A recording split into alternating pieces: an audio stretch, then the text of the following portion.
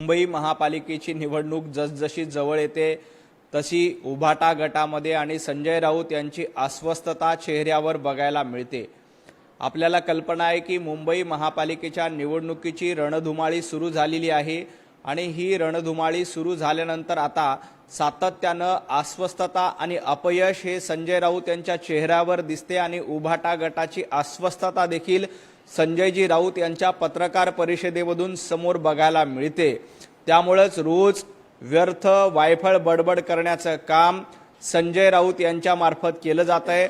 आज त्यांना जेव्हा प्रश्न विचारला की मुंबईचा महापौर कुणाचा होणार, उभाटा गटाचा होणार का मनसेचा होणार, त्यावर संजय राऊत यांना उत्तर देता आलं नाही।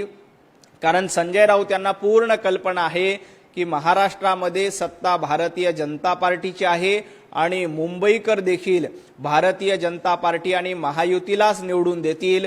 त्यामुळे महापौराचा प्रश्न विचारल्यानंतर संजय राऊत अस्वस्थ झाले आणि ते म्हणाले की महापौर आम्ही निवडणुकीनंतर बघू, कारण मनसेला डिवचायचं का नाही हा प्रश्न आहे। त्यानंतर उभाटा गटाचा महापौर सांगितला तर तो देखील प्रश्न आहे। त्यामुळे याचं उत्तर देखील संजय राऊतांना आज देता आलं नाही।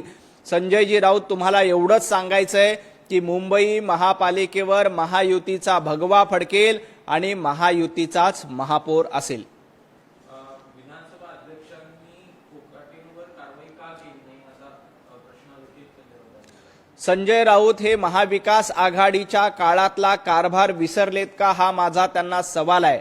माणिकराव कोकाटे यांची खाती काढून घेण्याचं काम कालच केलेलं आहे आणि त्यांच्याकडे आतला कुठल्याही खात्याचा व्यवहार नाही। तुम्हाला येत्या काही दिवसांमध्ये माणिकराव कोकाटे यांच्यावर देखील योग्य ती कारवाई होताना आपल्याला बघायला मिळेल। कुणालाही सोडलं जाणार नाही। हे देवेंद्रजी फडणवीस यांचं सरकार आहे। तुमचं सरकार असताना कशा पद्धतीचा कारभार होता याचं आत्मपरीक्षण संजय राऊत यांनी करावं। जेव्हा माणिकरावजी कोकाटे यांच्याबद्दल कोर्टाने शिक्षा सुनावली ते आम्हाला कळाल्यानंतर तातडीनं त्यांच्याकडची खाती काढून अजित पवार यांना देण्यात आली। आम्ही कुठेही कारवाईपासून पळ काढत नाही। जेव्हा कोर्टाची मूळ प्रत येईल त्यावेळेला विधानसभेचे अध्यक्ष राहुलजी नार्वेकर हे निश्चितपणे योग्य ती कारवाई करतील। अमित शहा पक्ष फोडीत पटाईत आहे असा प्रकारचा आरोप देखील संजय राऊत संजयजी राऊत पक्ष फोडण्यामध्ये जर का पक्ष फोडण्याचा श्रेय, पक्ष फोडण्याची सुरुवात जर का कोणी केली असेल तर संजय राऊत तुमच्या मालकांनी केली होती। उद्धवजी ठाकरे यांनी मनसेचे 7 नगरसेवक फोडून पहिल्यांदा पक्ष फोडण्याचा विक्रम स्वतःच्या नावावर प्रस्थापित केला। आपल्याला आठवत असेल महापालिकेच्या निवडणुकीत मनसेचे 7 नगरसेवक कोणी फोडले होते?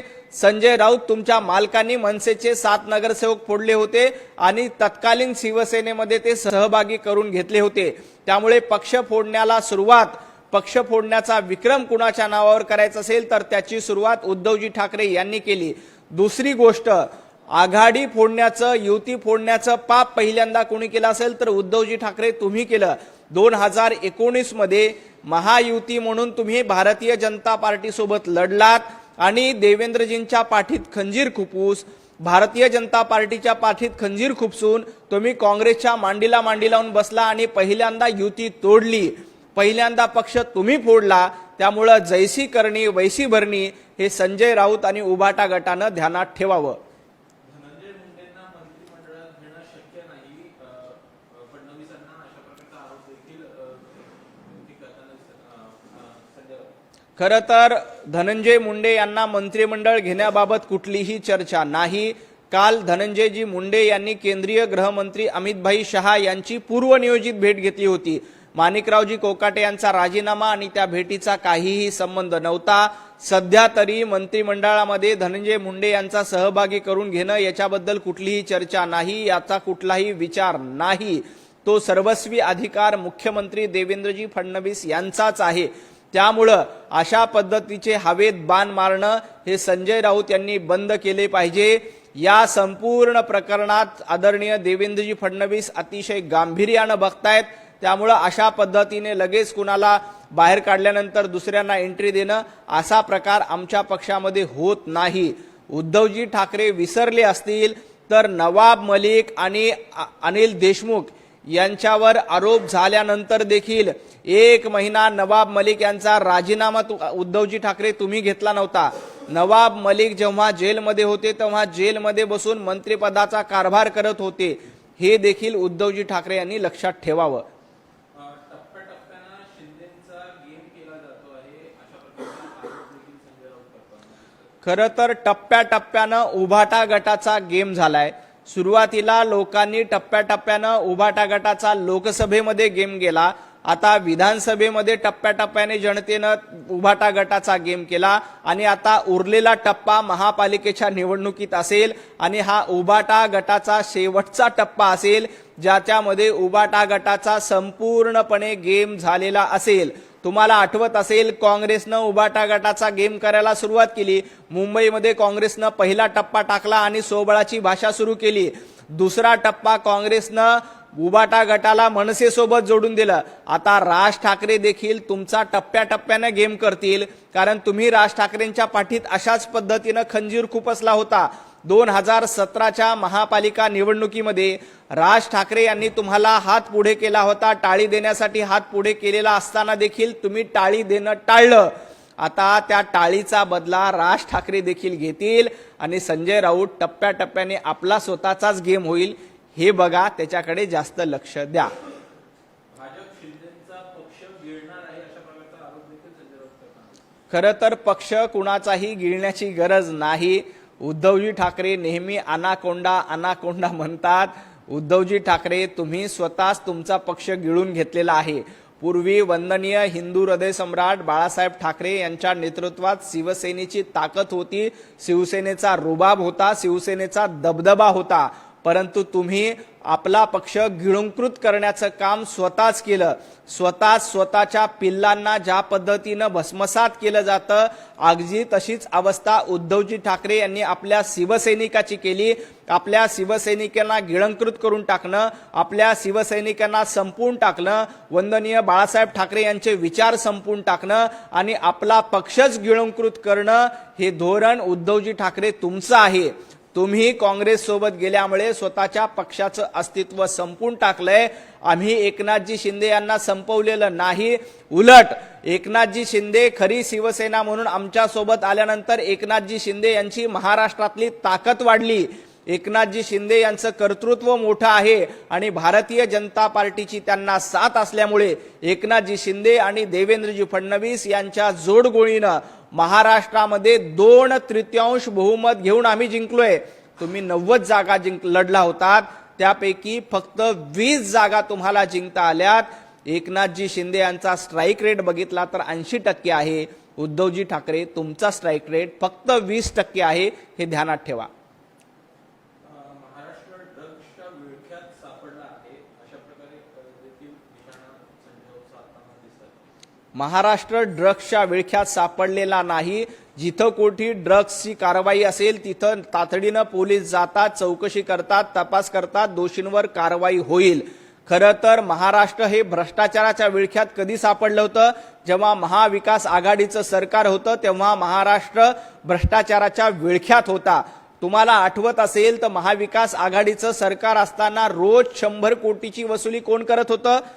अनिल देशमुख तुमचे गृहमंत्री करत होते. वाझे काय लादेन आहे का? हे वाक्य कुणाचं होतं? स्वतः उद्धवजी ठाकरे तुमचं होतं. त्यामुळं अशा पद्धतीनं कोण कुणाच्या विळख्यात आहे हे महाराष्ट्राने ओळखलं.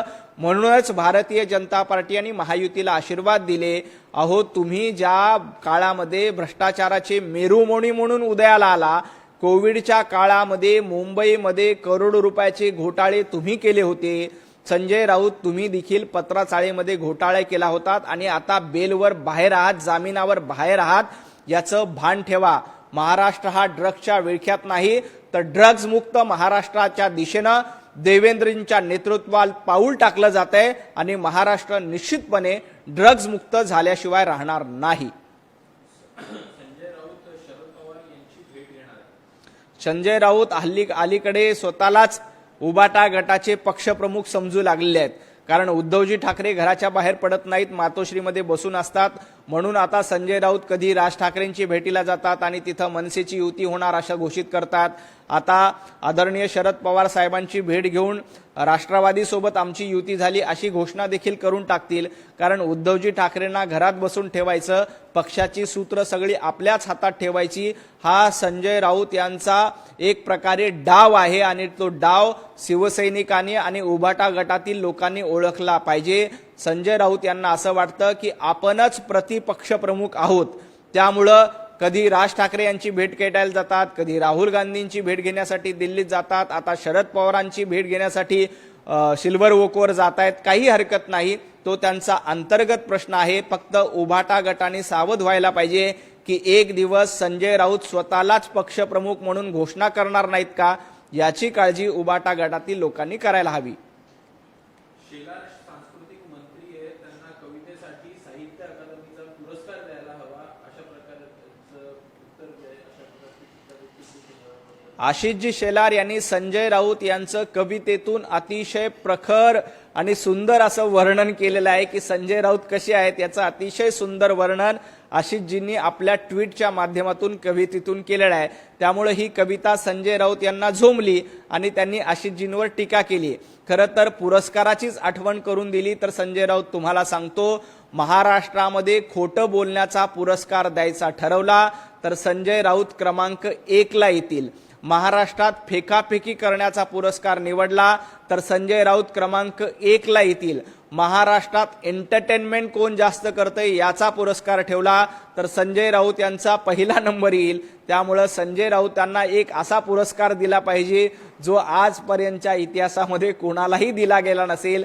अशा पद्धतीचं शिवीगाळ करणं, एंटरटेनमेंट करणं, खोटं बोलणं हे सगळं संजय राऊत यांना लागू होतं. पालिकेसाठी एका वॉर्डसाठी जवळपास 10 कोटी रुपये खर्च करणार आहेत एकनाथ शिंदे अशा प्रकारचा आरोप देखील संजय राऊत करतात. भारतीय जनता पार्टी असेल किंवा महायुती असेल, आम्ही निवडणूक लढताना कार्यकर्त्यांच्या जीवावर निवडणूक लढतो, सर्वसामान्य नागरिकांच्या जीवावर निवडणूक लढतो आणि नागरिकांचे जनतेचे आशीर्वाद घेऊनच निवडणूक जिंकता येते याच्यावर आमचा पूर्ण विश्वास आहे. पैसे वाटप करणं ही ना एकनाथ शिंदेजींची संस्कृती आहे ना भारतीय जनता पार्टीची संस्कृती आहे. उद्धवजी ठाकरे आणि संजय राऊत तुमचं बजेट किती आहे ते सांगा. जवळपास कोविडच्या काळामध्ये आणि 100 कोटी रुपये रोज या हिशोबाने 2.5 वर्षामध्ये 9.5 लाख कोटी रुपये तुम्ही कमवले. त्या 9.5 लाख कोटीपैकी 5 लाख कोटीचं बजेट त्यांनी मुंबई महापालिकेसाठी बाजूला काढून ठेवलेलं असावं. कारण संजय राऊत एका वॉर्डसाठी 20 कोटी रुपये वाटतात अशी माहिती देखील आमच्याकडे आहे.